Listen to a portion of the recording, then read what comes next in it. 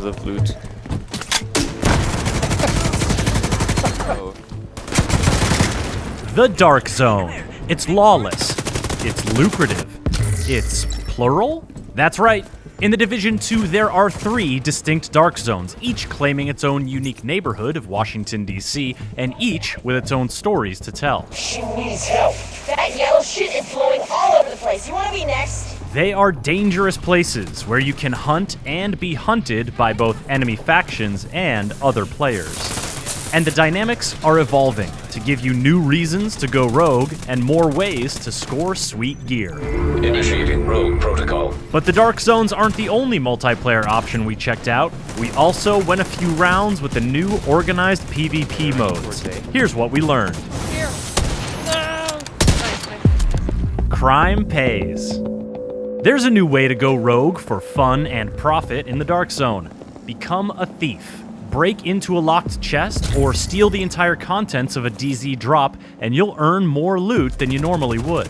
You'll also be marked rogue and become vulnerable to attack from your fellow agents. Watch out, there's one coming for you.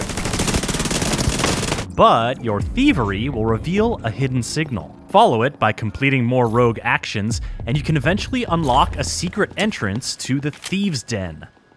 In the Thieves' Den, you'll have access to a special vendor with valuable wares, and you'll have your rogue status cleaned and cleared. Clean loot.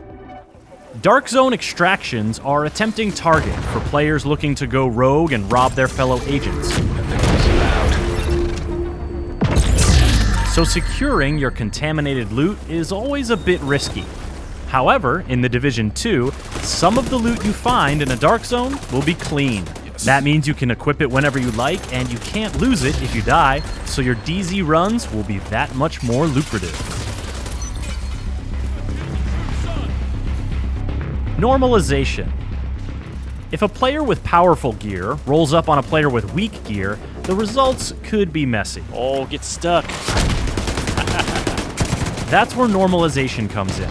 In the Division 2, most Dark Zones will be normalized, which means all gear and weapon stats are brought within a narrow range, so no one totally outclasses anyone else. While you can still take your prey down quickly with a clever ambush, you now have a better chance to react, survive, and decide whether you want to retreat or push the engagement. They're flanking right. Flanking right. Down, I'm down.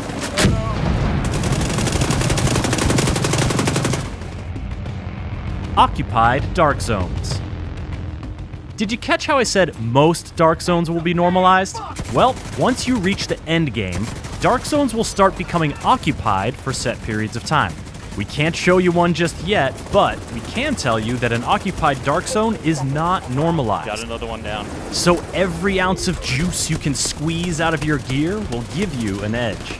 Furthermore, there are no icons telling you who is rogue and who is not. And friendly fire is always on. Kinda makes you wonder what sort of loot is in store for players willing to brave those conditions. Shades of Rogue. Take this short quiz to discover how rogue you are. Have you just entered a Dark Zone or only been fighting enemy factions? You are not rogue.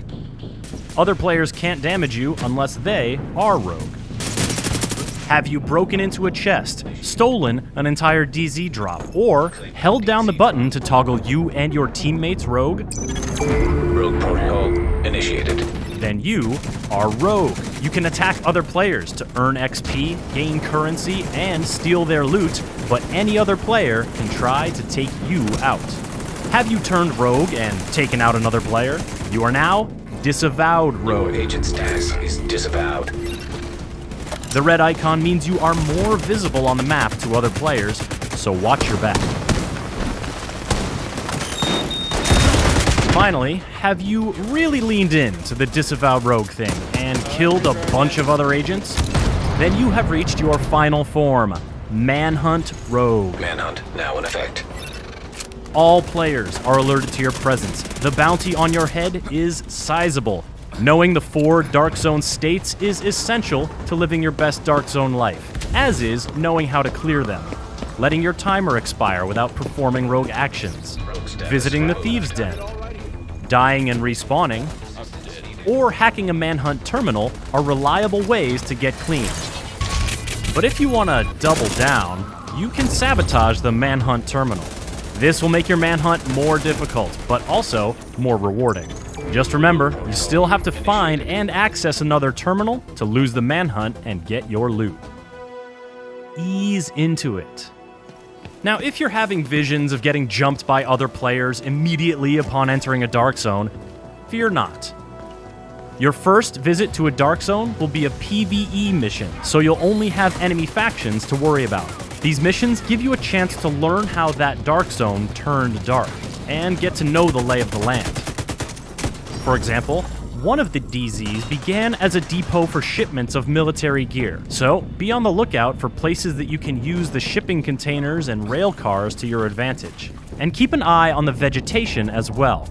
Washington, D.C. is pretty overgrown these days, and the tall grass can obscure your position while you make sure nobody messes with your loot extraction. Cargo loaded, ready to go. Organized PvP.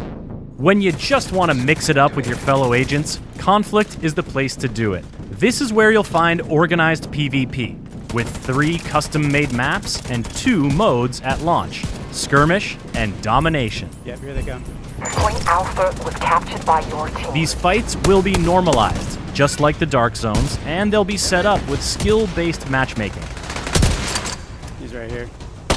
Conflict will have its own progression track and rewards, although I think we can all agree that scaring the crap out of other players with explosive crossbow bolts is a reward unto itself. You're going to learn a lot more about the Division 2 in the lead-up to launch on March 15th. You can pre-order now to guarantee your access to the upcoming private beta, or register on the official Division 2 site for a chance to get in. Be sure to stay up to date on the latest Division news by subscribing to this YouTube channel and by visiting us at news.ubisoft.com.